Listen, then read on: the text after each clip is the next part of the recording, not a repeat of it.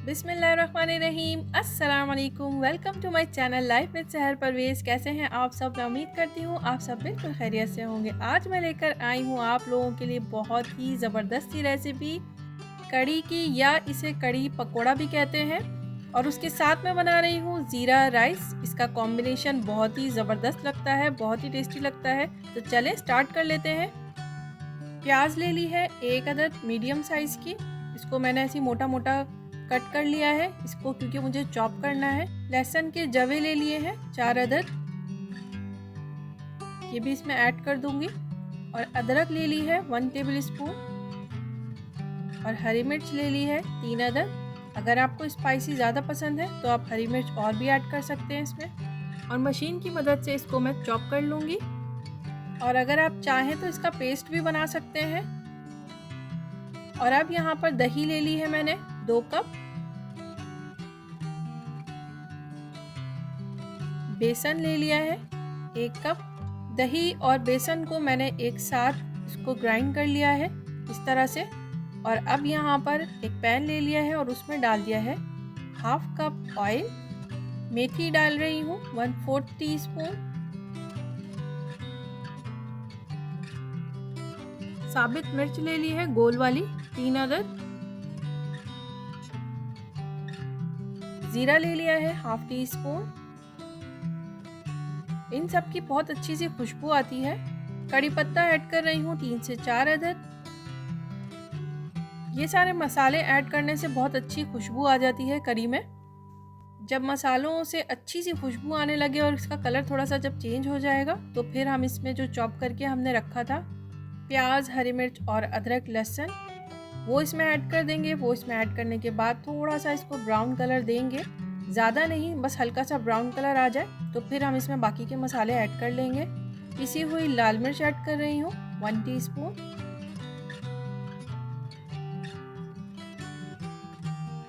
हल्दी ऐड कर रही हूँ 1 टीस्पून।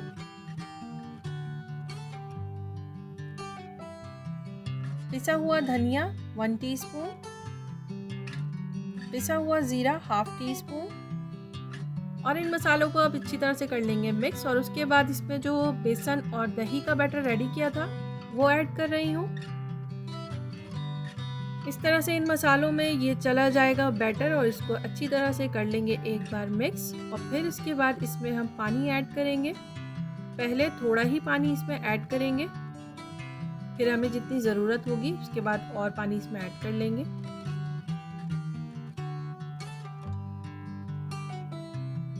तो अब देखिए यहाँ पर मैं पानी ऐड कर रही हूँ 1.5 लीटर मैंने पानी ऐड किया है इसमें टोटल। तो अब मैं इसको एक बार बॉयल होने तक पकाऊंगी। जब इसमें एक बॉयल आ जाएगा तो फिर उसके बाद इसमें मैं ऐड करूँगी नमक। नमक पहले ऐड नहीं करना है, जब एक दफ़ा इसमें उबाल आ जाए तो फिर उसके बाद ही इसमें नमक ऐड करेंगे। तो अब देखिए उबाल आ चुका था, तो नमक ऐड कर रही हूँ 1/2 टेबल स्पून। बॉयल आ जाएगा एक बार तो फिर उसके बाद इसका फ्लेम कर देंगे हम मीडियम टू लो, और फिर लिड लगा देंगे। देखें अभी बैटर कितना पतला है, तो अभी ये आहिस्ता आहिस्ता थिक हो जाएगा। तो मैंने इसको पकाया है तकरीबन 2 घंटे। 2 घंटे पकाया है मैंने मीडियम टू लो फ्लेम पर। देखें इस तरह से इसमें बबल्स आ रही है। मैं चेक करवा रही हूँ कि फ्लेम कितना लो है, तो इस तरह से बबल्स आने चाहिए। इसी फ्लेम पर ये 2 घंटे तक पकेगा। कड़ी जितनी देर पकती है उसका टेस्ट बहुत अच्छा आ जाता है। दही का और बेसन का टेस्ट बहुत अच्छा आता है ज़्यादा देर पकाने से। अभी देखिए 1 घंटा ही हुआ है, तो ये ऑयल ऊपर आना शुरू हो गया है इस तरह से देखें। और अभी थोड़ा थोड़ा थिक होना शुरू हो चुका है। ये काफ़ी थिक हो चुका है, लेकिन इसको मज़ीद थिक करना है हमें। अभी तो फिर भी ये बहुत पतला है, तो अभी 1 घंटा मैं इसको और पकाऊंगी। आप देखें इसकी कंसिस्टेंसी थोड़ा थिक हो चुका है ना ये। तो अब इसको मज़ीद पकाने के लिए लिड लगाकर मैं रख दूंगी। फ्लेम वही रहेगा मीडियम टू लो, जिस तरह मैंने आपको दिखाया है, ये देखें। और अब हमारी कड़ी को पकते हुए 2 घंटे मुकम्मल हो चुके हैं। तो देखें कितना खूबसूरत सा इसका कलर आ गया है और कितना थिक हो चुका है ये। अच्छा ऑयल भी ऊपर आ गया है। अगर आपकी कढ़ी का कलर येलो नहीं आता है तो आप उसमें हल्दी ऐड और कर सकते हैं। कभी कभी बेसन का कलर ज़्यादा येलो होता नहीं है तो इसकी वजह से कढ़ी का कलर भी वाइट वाइट सा आता है, ज़्यादा येलो नहीं होता, तो उस वक्त आप हल्दी ऐड कर सकते हैं इसमें मज़ीद, तो येलो हो जाएगा। तो बस रेडी है हमारी कढ़ी यहाँ पर। नहीं रेडी नहीं है, अभी तो इसमें पकोड़े बाकी हैं। तो चले फिर पकोड़े बनाते हैं इसके।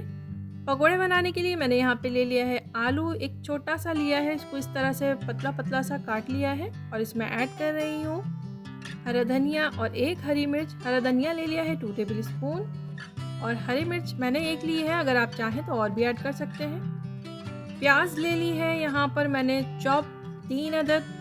प्याज जो है वो यहाँ ज़्यादा इस्तेमाल होती है, इसमें प्याज की वजह से ही पकोड़े जो हैं वो सॉफ्ट बनते हैं, और इसी तरह से आप भी चॉप कर लीजिएगा। और अब यहाँ पर अदरक लहसुन का पेस्ट ऐड कर रही हूँ मैं 1/2 टेबल स्पून। इसका बहुत ही अच्छा सा टेस्ट आता है। पालक मेरे पास रखी हुई थी तो मैं इसमें ऐड कर रही हूँ 1 कप। अगर आपके पास नहीं हो तो ज़रूरी नहीं है। पिसी हुई लाल मिर्च ले ली है 2 टीस्पून।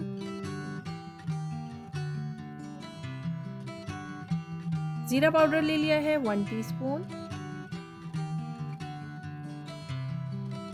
और पिसी हुई काली मिर्च ऐड कर रही हूँ 1/2 टीस्पून। ये बेकिंग सोडा है, बेकिंग सोडा ऐड कर रही हूँ 2 पिंच, बस बिल्कुल ज़रा सा जाता है इसमें। येलो फूड कलर ऐड कर रही हूँ 1 पिंच या 1 चुटकी और नमक ऐड कर रही हूँ 1/2 टीस्पून। बेसन जाएगा इसमें 3/4 कप। बेसन की क्वांटिटी इसमें थोड़ी कम होती है, बहुत ज़्यादा बेसन नहीं ऐड करते इसमें। मैंने इसमें पानी ऐड किया है 4 टेबल स्पून, लेकिन अगर आपको और पानी की ज़रूरत हो तो और ऐड कर सकते हैं, क्योंकि इसका बैटर जो है वो बनेगा थोड़ा सा पतला। आम पकोड़ों के हिसाब से थोड़ा सा पतला बैटर बनता है इसका। कढ़ी के लिए जो पकोड़े बनाए जाते हैं उसकी ख़ास बात यही होती है कि उसके पकोड़े जो हैं वो सॉफ्ट होने चाहिए, तो वो इसी तरह से होते हैं। तो अब चलते हैं पकोड़ों को फ्राई कर लेते हैं। उसके लिए मैंने एक पैन लिया है, पैन में डाल दिया 3 से 4 कप ऑयल, मीडियम फ्लेम पर रखा है और चेक करने के लिए एक आलू डाला था मैंने इसमें पकोड़े का ही, तो ये कितना गर्म हुआ है, तो देखें ये इतना गर्म हुआ है। और अब एक एक करके इसमें मैं पकोड़े ऐड कर रही हूँ, हाथ की मदद से डाल रही हूँ, चिपटा करके डाल रही हूँ थोड़ा थोड़ा सा हाथों से ही। तो 1 से 1.5 मिनट में ये एक साइड रेडी हो गया था, कलर आ गया था अच्छा सा ब्राउन, तो फिर मैंने इसको पलट दिया था। हाई फ्लेम पर अगर बनाएंगे तो फिर आलू अंदर से कच्चे रह जाएंगे, तो वो अच्छा नहीं लगेगा, टेस्ट उसका ख़राब लगेगा, तो इसलिए अच्छी तरह से पकना भी चाहिए अंदर से। तो इसको मीडियम फ्लेम पर ही पकाइएगा। तो देखिए पलट दिया है मैंने, दोनों साइड पर अच्छा सा कलर आ गया है। तो अब मैं इसको निकाल लूँगी और फिर दूसरा बैच इसमें ऐड कर दूँगी। कढ़ी के पकोड़ों का मेन इंग्रेडिएंट जो है वो सिर्फ प्याज है, लेकिन अगर आपके पास पालक हो तो फिर आप ऐड कर सकते हैं, या अगर आपको जो भी वेजिटेबल आलू अच्छे लगते हैं आलू ऐड कर सकते हैं। बस प्याज ज़्यादा डाली जाती है इसमें, वो सिर्फ इस वजह से कि पकोड़े सॉफ्ट बने। तो इसी तरह से हमारा दूसरा बैच भी रेडी हो गया है। अब मैं इसको भी निकाल लेती हूँ।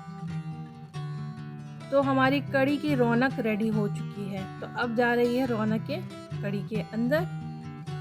फ्लेम अभी ऑफ है और मैंने इसमें पकोड़े ऐड कर दिए हैं, और अब मैं फ्लेम को ऑन करूंगी और बिल्कुल दम वाली आंच पर, यानी कि बिल्कुल लो फ्लेम पर इसको मैं 10 मिनट तक रखूंगी लिड लगाकर। मैंने इस वजह से रखा है ताकि पकोड़े के अंदर अच्छी तरह से कढ़ी का जो पानी है वो चला जाए और कढ़ी में बहुत अच्छा सा टेस्ट आ जाए। तो देखिए 10 मिनट में कितना अच्छा सा इसका कलर आ गया है, ऑयल भी ऊपर आ चुका है, और थिकनेस इसकी चेक करें, थिकनेस बिल्कुल सही है। जैसे जैसे कढ़ी ठंडी होगी तो वो थिक हो जाएगी, क्योंकि पकोड़े जो है वो पानी इसका सारा सोख कर लेंगे और उसका टेस्ट और भी मज़ेदार हो जाएगा। तो देखिए पकोड़े कितने सॉफ्ट हैं, आराम से टूट रहे हैं। कढ़ी तो हो गई हमारी ज़बरदस्त सी रेडी। तो अब बारी है राइस की। राइस रेडी कर लेते हैं, ज़ीरा राइस। तो ज़ीरा राइस बनाने के लिए मैंने यहाँ पर एक पैन ले लिया है और उसमें ऐड कर रही हूँ 1/3 कप ऑयल। और अब कुछ मसाले ऐड करूँगी, साबित मसाले, 2 लौंग, 2 इलायची, साबित काली मिर्च 1 टीस्पून और दालचीनी डाल रही हूँ 2 इंच। प्याज ऐड करूँगी, इसमें मैं छोटी सी प्याज ले लें या फिर बस 2 टेबल स्पून के करीब ले लें प्याज, बस बिल्कुल ज़रा सी चाहिए, बस एक खुशबू के लिए। प्याज की बड़ी अच्छी सी खुशबू आ जाती है। और ज़ीरा ऐड करेंगे जो इसका मेन इंग्रेडिएंट है, 1 टीस्पून। तो इन मसालों को इसमें ऐड करने के बाद अच्छी तरह से मैं मिक्स कर लूँगी और इसको थोड़ा सा कलर दे दूँगी। जब प्याज का कलर आ जाएगा हल्का सा ब्राउन, तो फिर मैं इसमें 1 हरी मिर्च ऐड कर रही हूँ, उसको मैंने बीच में से कट कर लिया है। और अब मैं इसमें ऐड करूँगी चावल। चावल को मैंने 1 घंटे पहले अच्छी तरह से वॉश करके भिगो लिया था। ये 2 कप चावल है। मैं जो चावल यूज़ कर रही हूँ वो कर्नल चावल है, बासमती नहीं है, ये कर्नल चावल है। तो बस अब इसको मिक्स कर लूँगी और फिर इसमें ऐड कर रही हूँ मैं नमक 2 टीस्पून। नमक ऐड करने के बाद इसमें जाएगा पानी। पानी ऐड कर रही हूँ मैं 4 कप। 2 कप मैंने चावल लिए थे तो 4 कप इसमें पानी जाएगा, यानी कि डबल। और अब लिड लगा दिया है। लिड लगाकर इसका फ्लेम कर देना है हाई, और एक उबाल आ जाए तो फिर इसको एक दफ़ा मिक्स कर लेंगे अच्छी तरह। मिक्स आराम से ही करना है, वरना चावल नरम होते हैं, वो टूट जाएंगे। और अब इसको लिड लगाकर इतना पकाएंगे कि पानी खुश्क हो जाए। पानी बहुत ज़्यादा खुश्क नहीं करना है, लेकिन आप देखें इस तरह से लिड जब हटाएंगे तो आपको लगेगा पानी नहीं है इसमें, लेकिन पानी इसमें मौजूद होता है। देखें इस तरह से पानी इसमें है। इतना ही पानी इसमें होना चाहिए। जब आप लिड हटाएंगे तो बबल बबल करेगा ये ऊपर से। और आप इसको वापस लिड लगाने के बाद इसको बिल्कुल मीडियम टू लो फ्लेम पर रख देना है तकरीबन 15 मिनट के लिए। 15 मिनट के बाद आप लिड हटाकर एक बार इसको चेक कर लें कि चावल कितने गल चुके हैं। तो फिर उसके बाद अगर नहीं गले हों, आपके साथ ऐसा हो कि चावल नहीं गले हैं, तो फिर आप इसमें पानी का छींटा लगा सकते हैं, यानी आधा कप पानी लें, उसको पूरी तरह छिड़क दें। इसी तरह मैंने भी किया था, चावल नहीं गले थे तो फिर मैंने आधा कप पानी लिया और उसका छींटा लगा लिया और फिर वापस लिड लगा दिया और बिल्कुल लो फ्लेम पर उसी तरह से रख दिया 5 मिनट के लिए। तो देखें चावल कितनी अच्छी तरह से गल चुके हैं, यानी 20 मिनट में राइस बिल्कुल रेडी थे। तो अब बारी है डिश आउट करने की। तो चले पहले कड़ी को डिश आउट कर लेते हैं। कड़ी तो डिश आउट हो चुकी है और अब बारी है ज़ीरा राइस की। तो ज़ीरा राइस को डिश आउट कर लेते हैं। और अब आप सोच रहे होंगे कि कड़ी में तड़का तो लगाया ही नहीं, तो चले तड़का भी लगा लेते हैं। ऑयल ले लिया है 2 टेबल स्पून, ज़ीरा ले लिया है ½ टी स्पून,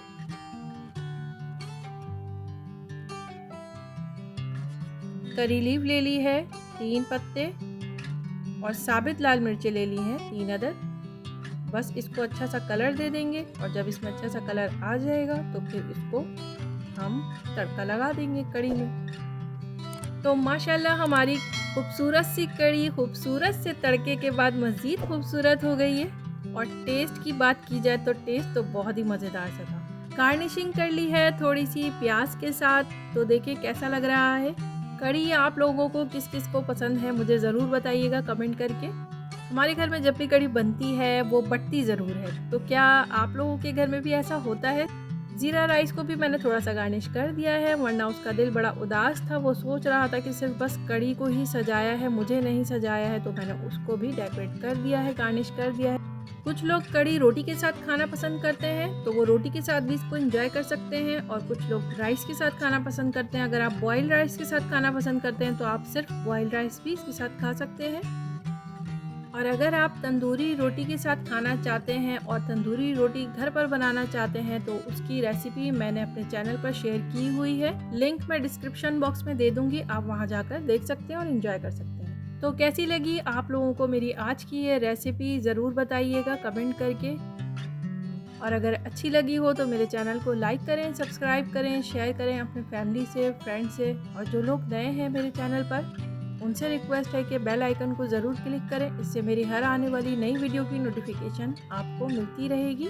फिर मिलूंगी अपनी अगली वीडियो में एक अच्छी सी मज़ेदार सी रेसिपी के साथ इंशाअल्लाह। तब तक अपना और अपनी फैमिली का रखें बहुत सारा ख्याल। अस्सलाम वालेकुम।